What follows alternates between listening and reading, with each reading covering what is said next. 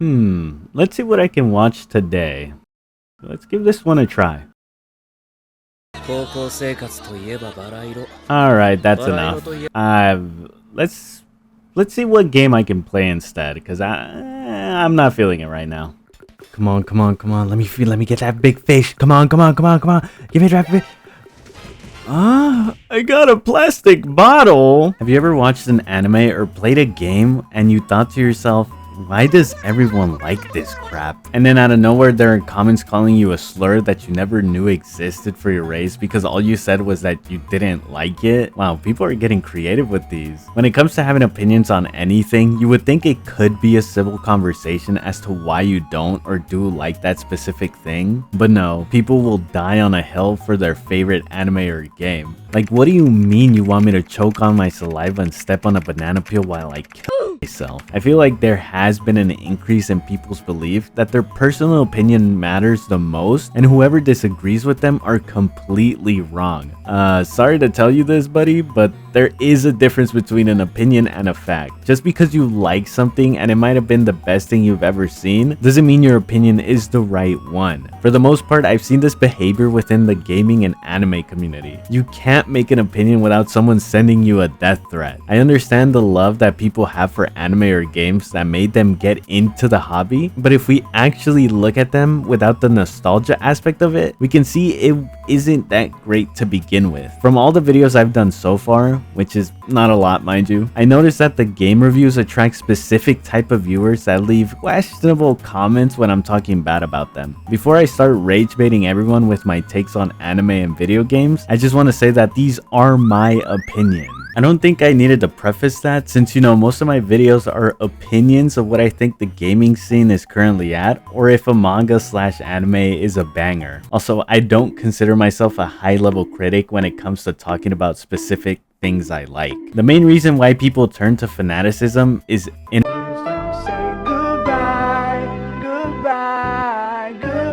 as we all know, internet culture changes over time and new memes merge from the bottomless pit of someone's brain. No one really knows where the culture heads to, but all I'm saying is that it's headed the wrong way. Or at least I think it is. I remember when people created forums and had fun in the forums, sharing their favorite scenes in an anime or insane clip from a video game. Now all we get is a huge circle jerk of fans defending and attacking other fandoms just because they said their scenes are better animated than the other one. Online forums and social media platforms are creating echo chambers where fans interact primarily with the same one brain-celled people. As these communities grow more and more, extreme beliefs get pushed out where almost everyone in that community starts to share that same belief or spew the same garbage. It's a cancer cell slowly spreading and taking over the whole fandom. Don't even think about having a different opinion from the rest because they will for sure ban your ass from the Discord server. I can't disappoint my Discord kitten by getting banned from the server. No, I can't.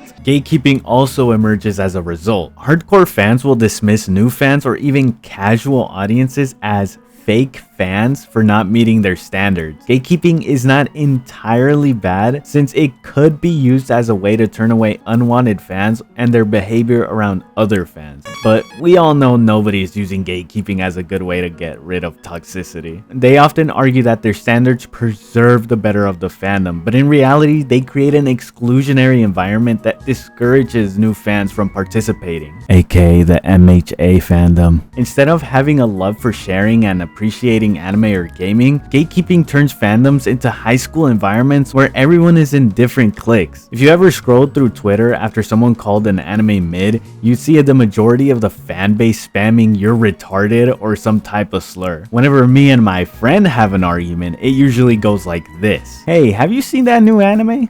Which one? The one that has hitmen trying to kill this one person. Saw it and it's ass. Man, suck my dick, you fat whore. That's it, and we continue playing Marvel Rivals until we talk about the next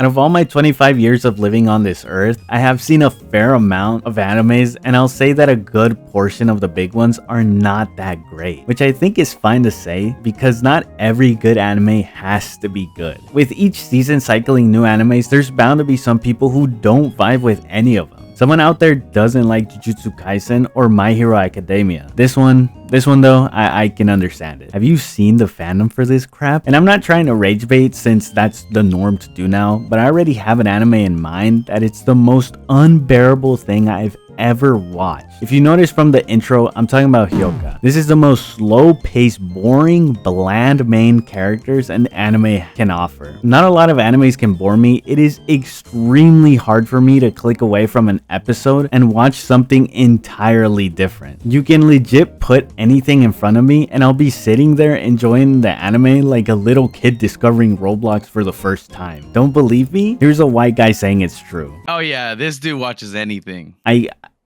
I couldn't hire a black guy, so I had to settle for him instead. Honestly, that is the only anime I closed after watching a couple of episodes. Hyoka is one of those animes where you think you can relate to the main character, but it turns out he's stupid as hell trying to be mysterious. There is nothing happening throughout the episodes, and I have to watch him try to be cool and emo-ish. I can't. I cringe so hard when it comes to characters like these. While Hyoka does present itself as a mystery series, the mysteries just feel mundane and lack real tension or consequences, making them feel not important. There's barely any character development to the main character and he just stands there being an NPC. Now I will agree that the animations are really good, but that's all it has. No substance. This kind of strong reaction to an anime like Hyoka is exactly what can set off all the Discord users who have these as their e-couple profile pictures. The moment you say you don't like a popular show, especially one with a dedicated fan base, you're bound to have people swarming the comments ready to educate you on why you're wrong. Anime is something else. Not even the authors are safe from their own fan base. Domestic Girlfriend's author got death threats for not having the ideal ending that most fans were expecting. Not gonna lie though, the ending for this manga was so wild. The thing is, these harassments towards the authors is not uncommon. We got to see Jujutsu Kaisen fans go insane for how Gege handled the death of Gojo just because he is the most popular character in the anime. Gojo's death does not mean you have to kill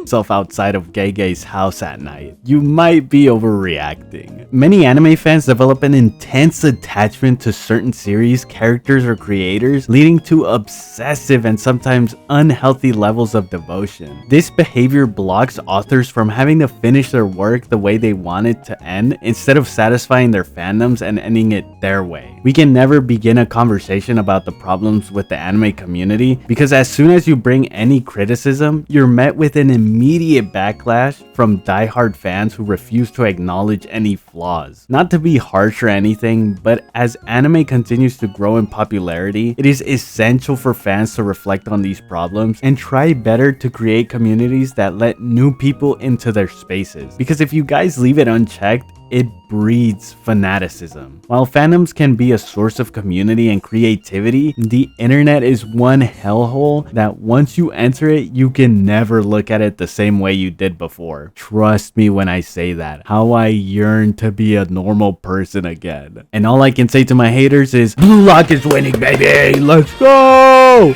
I told you the animation was gonna get better. I mean, we can ignore that it was the last episode, but that's my anime. I never gave up on you, Blue Lock. You are my GOAT. I wish they made Blue Lock into a video.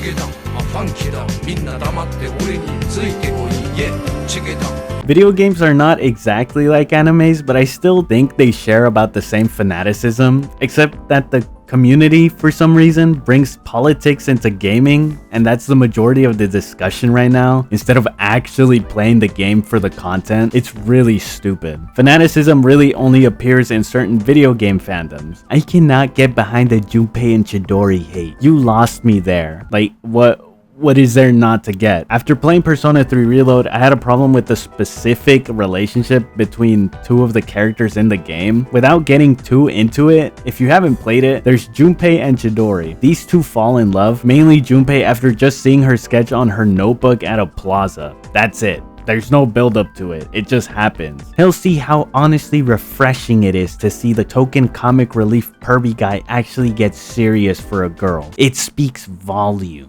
Not like that's a common trope in media. No, but this one's special. I don't care if the character is pervy or normal or even horny as hell. We only get interactions between these two characters like 4 times throughout the game and they expect us to understand the connection they have. Nah, this is just straight ass. The character development for every character was really well done, especially Junpei's. If only this is how the game treated their relationship, then I would have enjoyed it. Now, I'm not no psychoanalyst, but the majority of fans have this strong attachment to characters because they honestly think they are or relate to that character. Look, I get that people like characters they can relate to, but you are not trying to defeat shadows in the dark hour by summoning a persona by shooting yourself in the head. It's just not happening. Also, there's this guy. I never said that the genre is older and outdated. No one in the comments said this. He is literally just shadowboxing himself right now. Turn-based RPGs are what they are. Turn-based RPGs. Gimmicks is what separates these games apart. I think that's pretty obvious. There's nothing complex about turn-based RPGs unless you're Nintendo and make interactive turn-based games like Mario and Luigi. But then again, it's still a turn-based at heart. Now that I'm talking about Mario and Luigi, this video was the most disliked video I've ever had. All I said was the game is under a different studio, so it was bound to be mid. Apparently a lot of people disagreed with me, but do me a favor and take a step back and turn off the nostalgia aspect from your brain. Now look at all the older games you played throughout your years of gaming and honestly think about the gameplay, pacing, and the story of the game. Do you still think it's a good game? I went into Mario and Luigi Brothership like this, and I'm glad I did. It gave me a fresh perspective and made me realize that games like Kingdom Hearts 1 or Sonic Adventure DX aren't as good as I remembered when I played them as a kid. Nostalgia has a way of making us remember things better than they actually were. And sometimes revisiting these games with a more critical eye can be an eye-opening experience. That doesn't mean they're bad games, but it does mean they might not hold up as well as we once believed. When people become so emotionally invested in a franchise that they can't tolerate different opinions, it stops being about the game itself and turns into blind loyalty. Finally, after this whole rant about anime and video game fandoms, there's more roles that play into fanaticism than we think. People's passion and likeness to the subjects will always have fans on the verge of dying with their opinion, making it more like a cult rather than a fandom. Whenever I think of a fandom, fan art comes to mind with multiple fans and uploading, enjoying each other's art and company. I'm not here to say that I'm the correct person to talk about this subject or have the best opinion or even a solution to this problem. I think it's a normal thing in general to like something and be passionate about it, but when death threats and mistreatment comes into play, that's when I turn around and just leave. Hopefully, I gave awareness to the fanaticism side of anime and video games. Anyways, thank you so much for watching. If you want more of these half-ass videos, make sure to leave a like and subscribe.